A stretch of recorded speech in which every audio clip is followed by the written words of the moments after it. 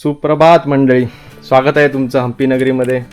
सकाळचे वाजलेत 9:30 आणि आता आपण आपली रूम चेकआउट करणार आहोत. या आपल्या बॅग्स, हेल्मेट्स आणि सगळ्या ॲक्सेसरीज रेडी झाले आहेत. आपले को रायडर पण रेडी झाले आहेत आणि आपण स्वतःसुद्धा पूर्ण तयारीनिशी हम्पी एक्सप्लोर करायला आता तयार आहोत. आणि अशी काही आपली रूम होती, खूप चांगली सुंदर अशी स्वच्छ रूम आपल्याला मिळाली. त्यानंतर जे काही रूमचे ओनर होते ते सुद्धा खूप कोऑपरेटिव्ह होते. खूप चांगली त्यांनी मदत आम्हाला केली आणि इथल्या जागांची माहिती देण्यामध्ये पण त्यांनी खूप चांगली मदत केली. तर त्यांचा या होमस्टेचा नंबर मी डिस्क्रिप्शनमध्ये नक्कीच मेन्शन करेन.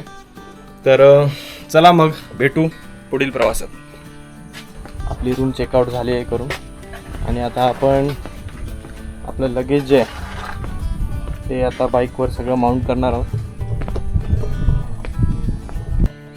चला तर मग भेटू. नमस्कार मित्रांनो, आय होप माझा आवाज तुम्हाला क्लिअर येत असेल.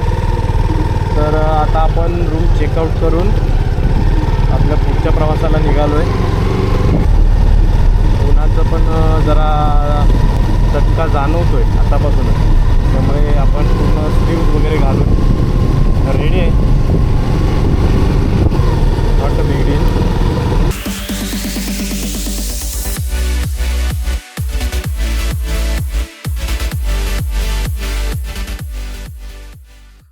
तर मित्रांनो, स्वागत आहे तुमचं हम्पी नगरीमध्ये.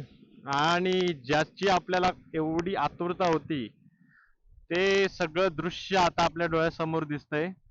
हे समोर तुम्हाला दिसतील मोठे मोठे खडकाचे डोंगर. हीच हम्पीची जी खासियत आहे, आपल्याला थोड्या वेळात दिसेलच सगळं. इकडे कसं आहे, एकदम मोठे मोठे खडक, म्हणजे प्रचंड मोठे असे तिकडे दिसतील तुम्हाला असतात. आणि ते नेमके असे इथे कसे काय हे उत्पन्न झाले किंवा कसं काय ते स्ट्रक्चर तसं तयार झालं काय आपल्याला माहित नाही.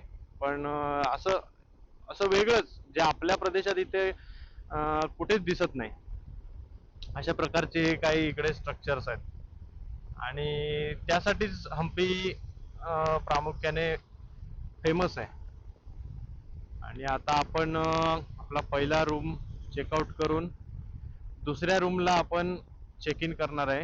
तिथे आजचा आपला पूर्ण दिवसाचा स्टे, सामान वगैरे आपलं तिथे ठेवून आपण मग बाकीच्या प्लेसेस ज्या आहेत त्या एक्सप्लोर करणार आहे. हम्पी हे कर्नाटकातील बेल्लारी जिल्ह्यातले एक सुंदर व शांत गाव आहे. तुंगभद्रा नदीकाठी वसलेले हे गाव प्राचीन हिंदू विजयनगर साम्राज्याच्या राजधानीचे नगर होते. हम्पीला जाणाऱ्या पर्यटकांनी होसपेट मार्गेच हम्पीला जावे. कर्नाटक राज्यातील सर्व ठिकाणांहून होसपेटला जाण्याची बसची व्यवस्था आहे. होसपेट हे तालुक्याचे मुख्य केंद्र असून येथे राहण्याची व जेवणाची उत्तम सोय आहे. होसपेटवरून हम्पी फक्त 13 किलोमीटर अंतरावर आहे. येथून हम्पीला जाण्यासाठी पहाटे 6 वाजल्यापासून ते रात्री 7 वाजेपर्यंत कर्नाटक राज्य सिटी बसची सुरेख व्यवस्था आहे. होसपेटवरून हम्पीला जाण्यासाठी 2 मार्ग आहेत, एक कड्डीरामपूरवरून व दुसरा कमलापूरवरून. ज्यांना पायी चालत जाऊन हम्पी बघण्याची इच्छा असेल त्यांनी कमलापूर येथे उतरून सुरुवात करणे योग्य ठरेल. युनेस्कोने हम्पीला एक जागतिक वारसा स्थळ म्हणून घोषित केले आहे. हम्पीमधील प्रेक्षणीय स्थळे अपरिचित तसेच एकमेकांपासून दूर अंतरावर असल्यामुळे सोबत गाईड घेऊन जाणे प्रशस्त ठरेल.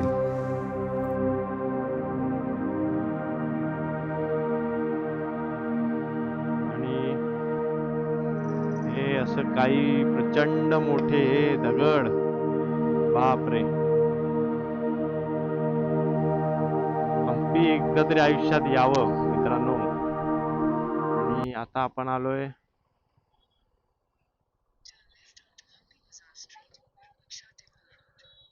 टेम्पल स्ट्रेट है ना. टू व्हीलर पार्किंग उधर है. एक्चुअली हमारा उधर रूम है. हाँ, रूम तक ही जा सकते हैं ना. तो ये हमें रूम का लोकेशन डाला है, वो रूम तक डायरेक्ट जाएंगे. ओके, चलो सर, थँक्यू. आत्ताच आपल्याला त्यांचा एक चेकपोस्ट आहे जिथे बाईक पार्किंगसाठी त्यांनी हे केले आहे. नमस्कार मित्रांनो, आता आपण आलो आहे आपल्या दुसऱ्या रूमवर आता आपण जस्ट चेक इन केलं आहे आणि अशी ही रूम आहे. आपण जरा काहीतरी हटके वेगळी काहीतरी रूम बुक करूया म्हणून असं काहीतरी हे हट टाईप किंवा झोपडी त्या टाईपचं असं हे काही डिझाईन आहे. आणि इथून बाहेर पडल्यावर डायरेक्ट आपल्याला समोर असा व्ह्यू आहे. इकडे आपली बाईक. तर चला मग आता आपण एक्सप्लोर करूया साऊथ हम्पी.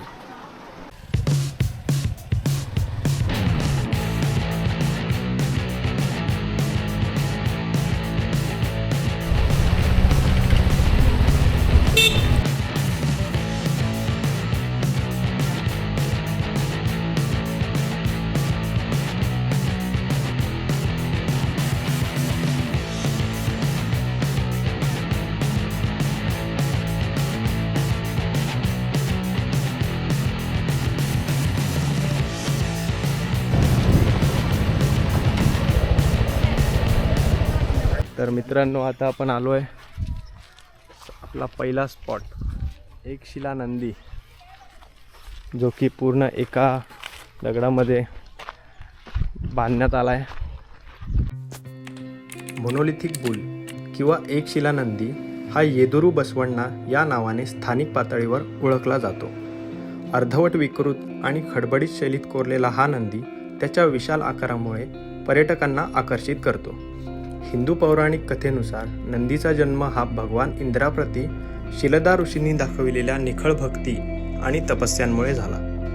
ऋषींना अमरमूल हवे होते आणि फक्त भगवान शंकरच ही इच्छा पूर्ण करू शकतात, म्हणून इंद्राच्या सांगण्याप्रमाणे शिलदा ऋषींनी त्यांची पूजा सुरू केली. शतकानुशतके ही पूजा सुरू राहिली, पण शिलदा ऋषी 1 इंचही मागे हटले नाही. त्यांची प्रकृती इतकी बिघडली की किडे त्यांचे शरीर खाऊ लागले. हे पाहून भगवान शंकर प्रकट झाले आणि त्यांच्या हाडांपासून नंदी नावाचा अमर बालक निर्माण केला. महाकाव्य म्हणते की नंदीनेच रावणाला शाप दिला होता की त्याचे राज्य एक वानर जाळून राख करेल. आणि सगळीकडे मोठे मोठे खडक, खूपच आपल्याला कल्पनेपेक्षाही पलीकडे आहेत हे एवढे आवाढव्य आणि मोठे खडक.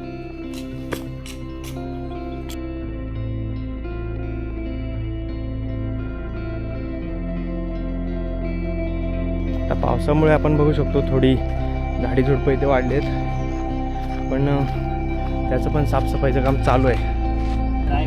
तर मित्रांनो आपल्याला आपल्यासोबत एक भेटलेत बिहारचे मित्र, ते सुद्धा आपल्यासोबत आलेत.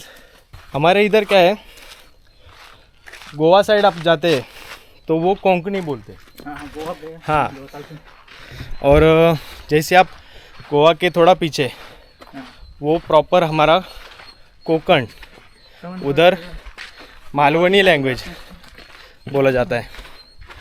सिंधुदुर्ग बीचेस फेमस है, फोर्ट्स है उधर.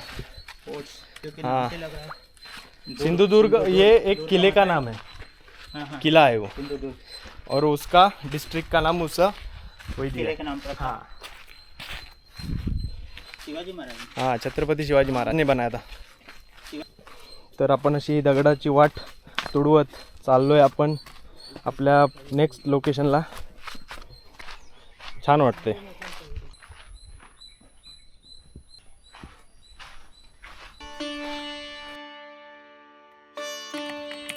आता आपण आलोय अच्युतराय मंदिर येथे. उत्तराभिमुख प्रवेशद्वारातून आत येताच उजव्या बाजूला अनेक स्तंभांनी युक्त असा मंडप दिसतो. त्याच्या पुढे अजून एक प्रवेशद्वार असून ते पार केल्यानंतर आपण अच्युतराय मंदिरात येऊन पोचतो. हे मंदिर इसवी सन 1513 तथा 1539 या दरम्यान कृष्णदेवराय यांचे कनिष्ठ बंधू अच्युतराय यांनी उभारले आहे. कारण की याच काळात कृष्णदेवरायांकडून निर्मित द्राविडी शैलीतील कल्याण मंडप हा विजय विठ्ठल मंदिरासारखाच आहे. येथे सुद्धा एका शिळेमध्ये घडविलेले युगल स्तंभ आहेत. स्तंभांवरील नक्षीकाम अत्यंत मनोहारी आहे. दरवाजांच्या चौकटीवरील स्तंभपीठावर नाजूक नक्षीकामातील दशावतारांची शिल्पे चित्रित केली आहेत. मंडपामध्ये हत्ती, घोडे, अरब व्यापारी व विदेशी लोकांची चित्रे सुंदर व सहजरित्या बनवली गेली आहेत.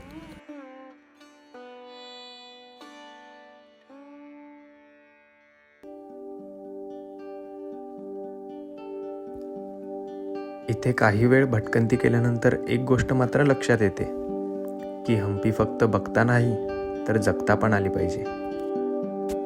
येथील मंदिरे, भग्न अवस्थेतील मूर्त्या आजही हम्पीच्या दैदिप्यमान इतिहासाची साक्ष देतात.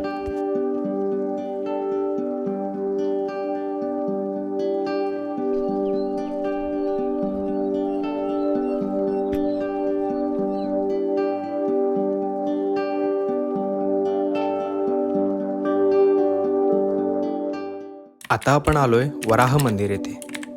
वराह मंदिर 13व्या शतकात विजयनगर साम्राज्याच्या काळात बांधले गेले. त्या काळातील हे एक महत्त्वाचे प्रार्थनास्थळ होते. भगवान विष्णू हिंदूंच्या सर्वात लोकप्रिय देवतांपैकी एक असल्यामुळे त्यांचा अवतार वराह देखील हम्पीच्या लोकांमध्ये खूप आदरणीय होता. आपल्याला काही फॉरेनर मित्र आपले भेटलेत. Strange foreigners. High, hello. Where are you from? From UK and Northern Ireland. North of but we live in England. North of Okay, England. okay. We are from Maharashtra, Kasal. Basically, how many days you are staying here? In India, we're In Hampi, 4 days. 4 days. In India, 6 weeks. Okay, We started in Fort Kochi okay. and we're going up to Dharamshala. So, in have you Himachal bought Pradesh. any package or No, something? We Just train. independent. we Okay. booked a train, mainly travel by train. Train. So train Train, first. bus, Kochi, Munnar, Madurai, Okay, here, Mysore. Mysore, here. Here. okay. Pune. Have you been to North? We are going. Yeah, North going India? over. Yeah, yeah. Before we have. Yeah. we're Okay, you going have covered on North. this holiday. And what about south side of India? Only to Kochi Yeah. and here. This is south for us. Okay, you must go to Kerala. We just Kochi and Kerala. backwaters. Yes. Yeah. That is the Backwards. south area. Yeah. Yes. Yes. So we Very go to Pune, beautiful. Pune Yes. tomorrow.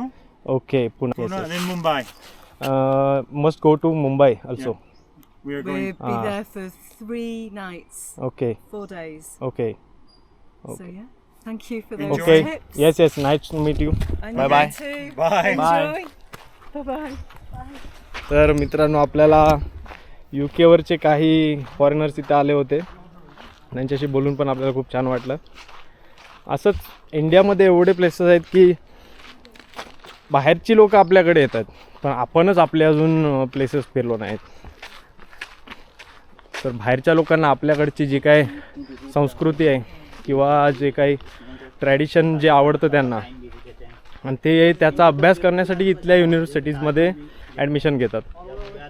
आणि आपण पण आपलं culture actually जपलं पाहिजे. आपले places, historical places जे आहेत ते आपण फिरलं पाहिजे.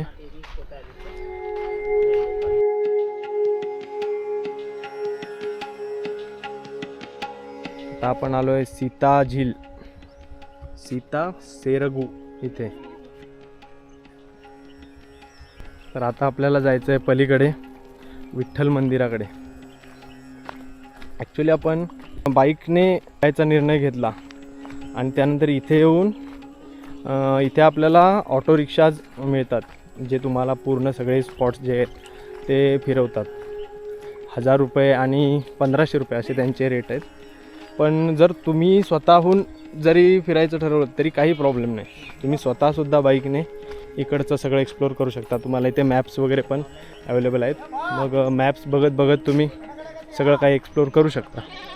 त्यामुळे तेवढीच तुमची एक बजेटमध्ये तेवढीच बचत होईल आणि तुम्हाला तुमच्या वेळेनुसार फिरता येईल. महत्त्वाचं म्हणजे, कारण रिक्षावाले तुम्हाला फिरवणार म्हणजे ते त्यांच्या टाईमने आणि थोडं घाईघाईने फिरवतील. त्यामुळे तुम्ही जर जमत असेल तर शक्यतो स्वतः फिरलात तरी चालेल, पण ते फक्त तुम्हाला बाईक गरजेची आहे.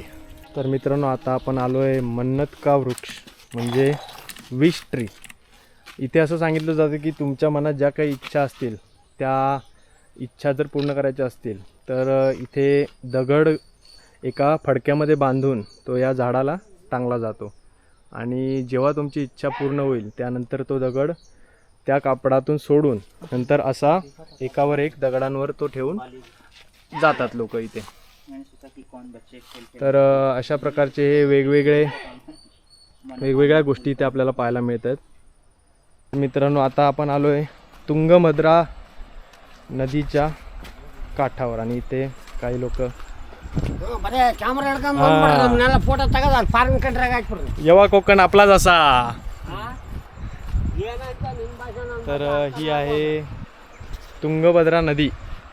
इथे आपण थोडा वेळ एक विश्रांती घेऊया आणि आपल्या पुढच्या प्रवासाला सुरुवात करू. चावल केला और क्या क्या करते? गन्ना शुगर केन. अच्छा अच्छा है, वो उसमें चल जाता है आपका सब. अच्छा है फिर चलिए चिन बाय बाय. तर मित्रांनो, इथे आपल्याला एक छोटासा आपण ब्रेक घेतला आहे. तर आपण भजी आणि काय चिरमुरे वगैरे ऑर्डर केलं आहे, कारण बाकी आपल्याला इथे काही मिळणार नाही दुसरं. त्यामुळे आपण जे काही मिळेल त्यातच समाधान मानायचं आहे. आणि हा आपला छोटासा ब्रेकफास्ट ब्रेक आपण घेऊया.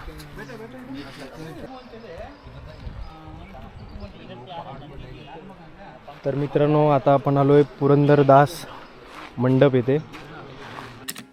इसवी सन 1540 साली कानडी संत पुरंदरदास हे विजयनगर साम्राज्यात राहत होते. आपल्या कानडी भक्तिगीतांनी ते ईश्वर भक्तीचा प्रचार करीत. त्यांच्या नावाचा एक मंडप तुंगभद्रा नदीच्या प्रशांत किनाऱ्यावर आहे. पुराच्या पाण्यामुळे मंडपाला हानी पोचू नये म्हणून शेकडो स्तंभांनी हा मंडप तोडलेला आहे. मंडपामध्ये संत पुरंदरदास यांची मूर्ती आहे. या मंडपाच्या जवळच विजयनगर राजांनी बांधलेल्या आनेगुंदीला जाणाऱ्या पुलाचे अवशेष दिसतात.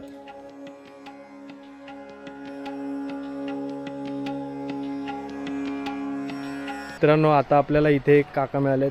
त्यांचं नाव आहे मोहम्मद रफी. ते आपल्याला काही थोड्या गोष्टी महत्त्वाच्या सांगणार आहेत. तर आपण ऐकूया त्यांच्याकडून. हम पूरे भारत देश से रिक्वेस्ट करते हैं, प्रणाम करके रिक्वेस्ट करते हैं, बस करो हिंदू मुस्लिम लड़ाई बस करो. सब इंसान एक है, सब इंसान ऊपर वाले ने बनाया, कौन बनाया मालूम नहीं, ऊपर वाले ने बनाया. बस करो, बस लड़ी, बस ये हिंदू मुसलमान बस करो. तर बघू शकता, खूप चांगला संदेश काकांनी दिला आहे की आपण भारतातील सगळे जे काही हिंदू मुस्लिम किंवा इतर जे धर्माचे लोक आहेत ते सगळे एक आहेत. काही त्यामध्ये धर्मामध्ये काही भेदभाव न करता सगळ्यांनी एकत्र राहायचं, असं त्यांनी खूप चांगला संदेश दिला आहे आपल्याला. तर आपण धन्यवाद मानूया काकांचे. कुछ हिंदू मुस्लिम थँक्यू प्रणाम सब प्रणाम. थँक्यू.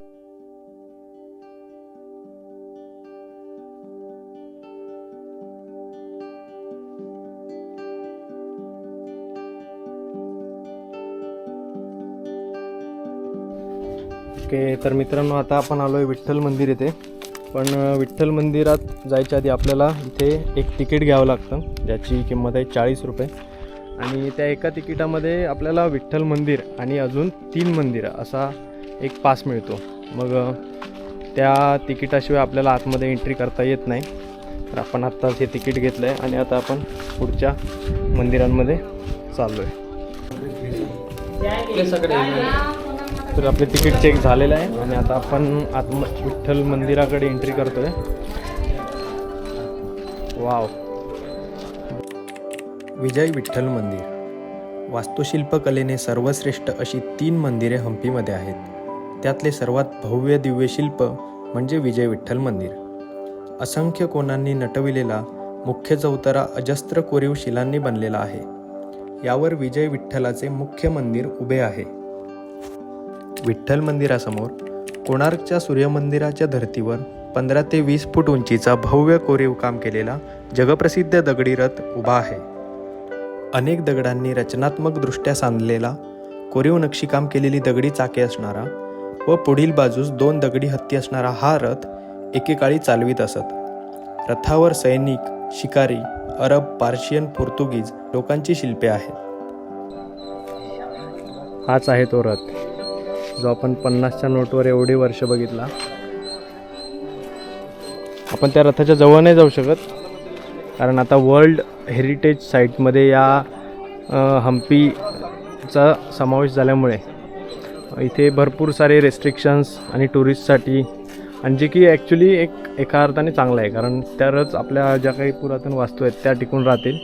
अदरवाईज लोक इथे येऊन गोष्टींची नासधूस करणे, काहीतरी चित्र काढणे असल्या गोष्टी करतात.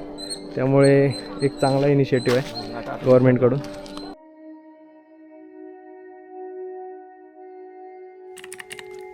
विठ्ठल मंदिर रंगमंडपाच्या दक्षिण दिशेला एक सुंदर असा मंडप आहे. याला कल्याण मंडप किंवा शतपद म्हणजेच 100 पायांचा मंडप असेही म्हटले जाते. त्या काळी राजघराण्यातील लोकांच्या लग्नासाठी हा मंडप वापरण्यात येत असे. येथील दगडी खांबांवर रामायणातील संदर्भांचा उल्लेख आढळतो.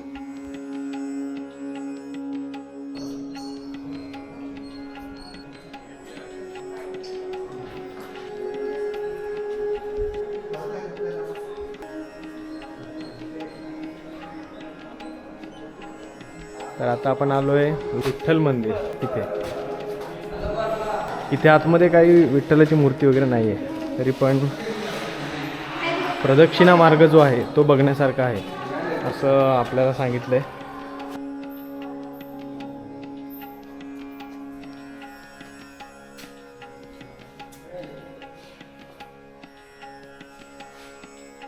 तर विठ्ठल मंदिरातून बाहेर आल्यानंतर हा प्रदक्षिणा मार्ग आपल्याला दिसतो. याच्या आतमध्ये गेल्यावर मंदिराच्या चारही बाजूनी आपल्याला प्रदक्षिणा मारता येते. आतमध्ये आत काही दिसत नाही, लाईट एकदम कमी असल्यामुळे. तर बघूया पुढे कसं आहे. तर असं आपल्याला हा प्रदक्षिणा मार्ग दिसतोय.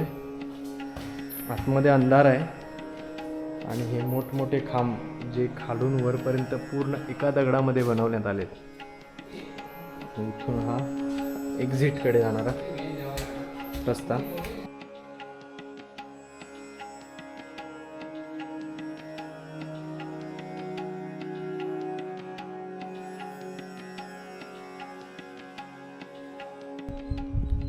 कल्याण मंडपातून बाहेर आल्यावर आपल्याला इकडे दिसत आहेत हे डोंगर उंच खडकांचे. आणि तो तिकडे जो दिसतोय तो आहे अंजनेरी पर्वत, म्हणजे आपल्या मारुतीरायांचं जन्मस्थान. अजूनही बऱ्याच म्हणजे कन्फ्युजन्स आहेत की मारुतीचा जन्म नाशिकला झाला की कर्नाटकमध्ये अंजनेरीवर झाला. याबद्दल प्रत्येकाची आपापली दुमत आहेत. तर जे काय असेल, पण तो तिकडे दिसतोय तो अंजनेरी पर्वत. आपण उद्या सकाळी तिथे सनराईज बघायला जाणार आहोत. तर 5ला उठून तिकडे जायला लागतं आपल्याला. तर पाहू उद्या कसं आपल्याला तिकडे व्ह्यू मिळतोय. खूप तोडफोड, खूप नासधूस या भागात झाली, तरी पण खूप बघण्यासारखे अशी हे हम्पी हे ठिकाण. नक्की भेट द्या. तर हा समोर जो दगडी रथ दिसतोय त्याच्या समोरच आपल्याला एक्झॅक्ट आपल्याला दिसत आहेत ते हे म्युझिकल पिलर्स, ज्याच्या या पिलर्समधून वेगवेगळ्या टोनचा आवाज येतो. असे हे म्युझिकल पिलर्स. सध्या इथे बांधकाम आतमध्ये काही दुरुस्ती चालू असल्यामुळे प्रवेश बंदी आहे. तर आपण बाहेरूनच बघून आता आपण पुढच्या आपल्या लोकेशनला निघूया. चला. तर इथे मित्रांनो विठ्ठल मंदिराच्या बाहेर आल्यानंतर आपल्याला इथे काही हम्पीची पुस्तकं वगैरे किंवा हम्पीच्या एकंदरीत साम्राज्याचे वर्णन केलेली ही पुस्तकं आपल्याला मिळतात. 100 रुपये किंमत असलेली ही पुस्तकं. यामध्ये प्रत्येक ठिकाणाचं वर्णन केलेलं आहे आणि वेगवेगळ्या भाषांमध्ये ही पुस्तकं इथे अवेलेबल आहेत. आणि याच्या शेवटला हम्पीच्या या पूर्ण जो काय विजयनगर साम्राज्य होतं त्याचा हा पूर्ण नकाशा आपल्याला दिसतो आहे. तो पण बघून आपण इथे स्वतः पूर्ण ठिकाणांना भेट देऊ शकता. तर आपण हे एक पुस्तक घेतो आहे. तर मित्रांनो आता आपण आलो आहे किंग्स बॅलन्स इथे. पुरंदर मंडपाच्या वर चढून पूर्व दिशेला निघालो असता 2 मोठ्या आकाराचे दगडाचे कोरीव स्तंभ नक्षीदार दगडी तुळईने बांधलेले दिसतात. ही एक अलंकृत प्रवेशद्वारासारखी चौकट दिसते. हिलाच राजांची तुला असे म्हणतात. पूर्वीच्या काळी दसरा हा एक मोठा सण असे. महानवमीच्या दिवशी या चौकटीला तराजू बांधून राजांची धान्य, हिरे, मोती तसेच सुवर्ण यांनी तुला केली जाई आणि हे सर्व सामान गोरगरिबांना दान केले जाई.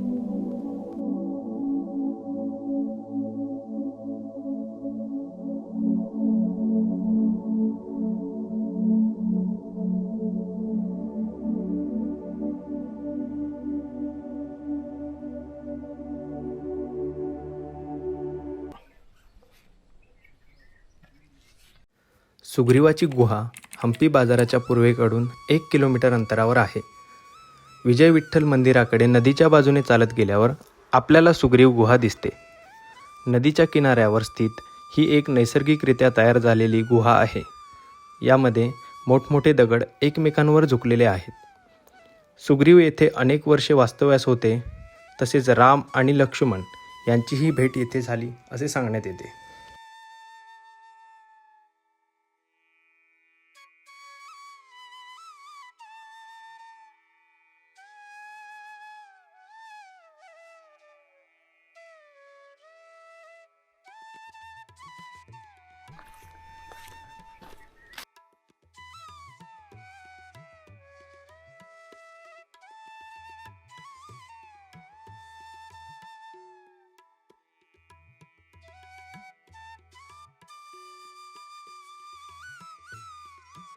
तुंगभद्रा नदीच्या तीरावरून छोटे मोठे चढ उतार पार करत ही पायवाट कोदंड राम मंदिराजवळ येऊन थांबते.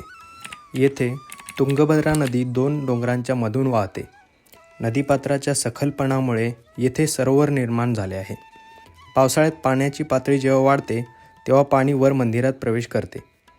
नदीच्या या भागाला चक्रतीर्थ असेही म्हणतात. येथे एकाच खडकात श्रीराम, लक्ष्मण व सीतेच्या मूर्ती आहेत. असे सांगितले जाते की हे मूळ देवस्थान अरवेडू वंशाच्या व्यंकटपती राय यांनी उभारले आहे.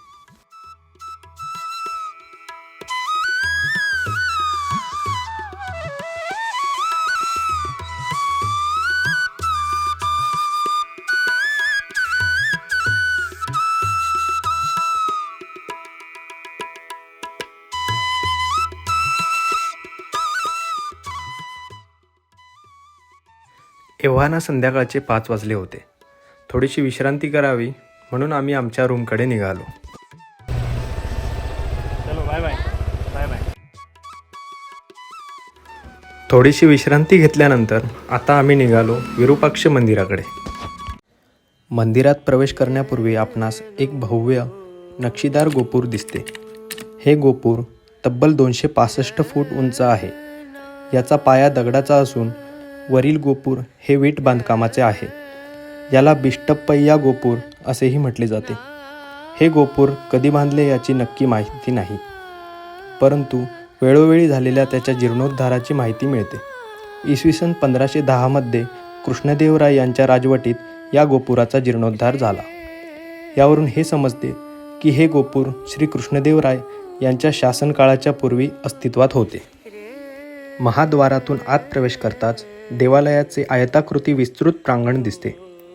हे प्रांगण 510 फूट लांब तसेच 130 फूट रुंद आहे. प्रांगणाची जमीन चिरेबंदी दगडात बनवलेली आहे. या प्रांगणात दगडाच्या पन्हाळी आहेत. यामधून तुंगभद्रेचे पाणी खेळवलेले आहे. वरून ते दगडांनी बंदिस्त केलेले दिसते.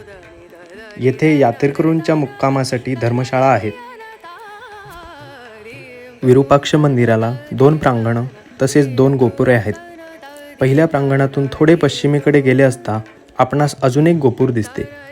राजाच्या पट्टाभिषेकाच्या स्मरणार्थ हे निर्माण केले गेले असावे. या गोपुरातून आत प्रवेश करताच अजून एक प्रांगण दिसते. येथे आपणास छोटी छोटी मंदिरे, ध्वजस्तंभ, दीपस्तंभ दृष्टीस पडतात.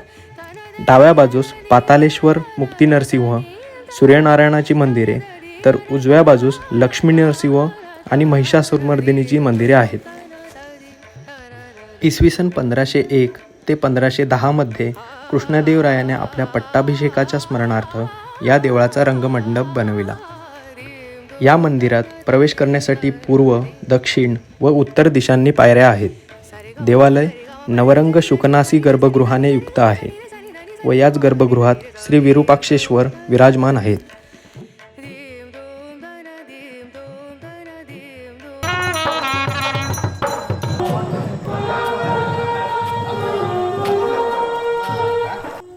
विरूपाक्ष मंदिराचे अजून एक वैशिष्ट्य म्हणजे येथे असलेली लक्ष्मी हत्तीण। या हत्तीणीला 10 रुपयाची नोट दिली असता ती आपल्याला आशीर्वाद देते।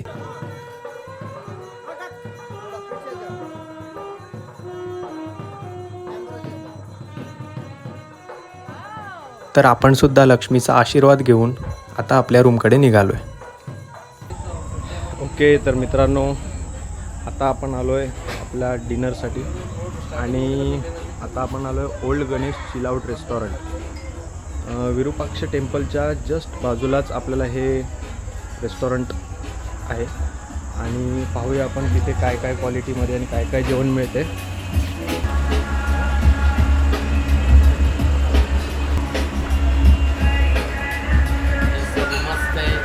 Welcome.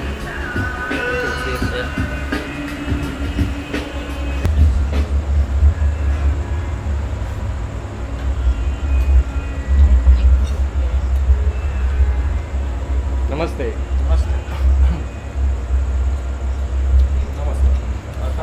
Where are you from? Russia.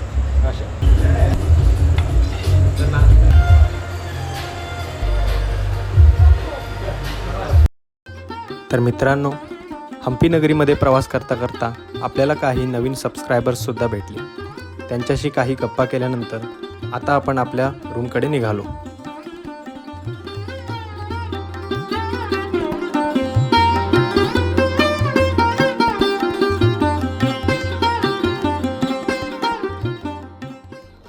तर नमस्कार मंडळी, स्वागत आहे तुमचं आमच्या या हम्पी सिरीजच्या या ब्लॉगमध्ये।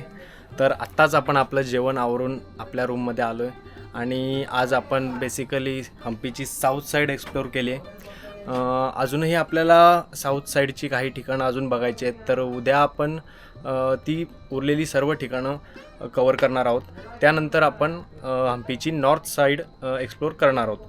तर इथे तुम्हाला जर इथल्या लोकांबद्दल बोलायचं झालं तर खूप कोऑपरेटिव्ह आणि खूप चांगली माणसं इथे आहेत।